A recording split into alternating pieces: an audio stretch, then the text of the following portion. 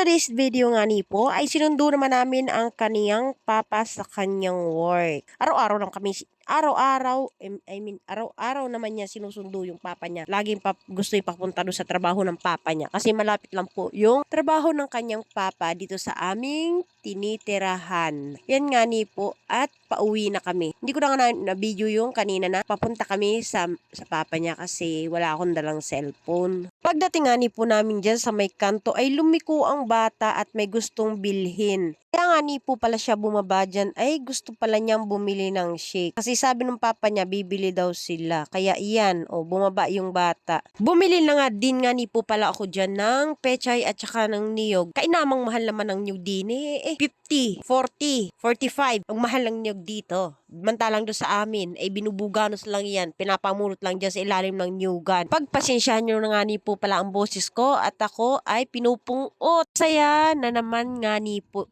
yung batang yan napagbigyan ang gusto. Pagbigyan ang gusto para walang ligalig. Yan nga ni po palang anak ko na yun ay makipapa yan. Pag pinapagalitan ko yun tatakbo sa papa niya. Maglalambing sa papa niya tas magsusumbong. Ang hilig niya magsumbong. Yan nga ni po pala at kinuhanan nila yung in-order nilang shake. Nagtanggal na din ang balat sa straw. Tapos nung tutusukin na niya, naalala niya, hindi pa pala siya nagbabayad. Hihigop na ng shake, hindi pa nagbabayad. Tapos ngayon tawa ng tawa yung asawa ko. Ngiting tagumpay nga ni po yan taong yan kasi maganda yung nagtitinda, nagpapakit pang maigi. Oy, hindi ka na binata, no? May asawa ka na. Ayan yung anak mo, nakaabang sa'yo. Yan nga ni po, tapos na silang bumili. Matapos po nilang bumili, uuwi na kami kasi magluluto pa ako ng aming ulam.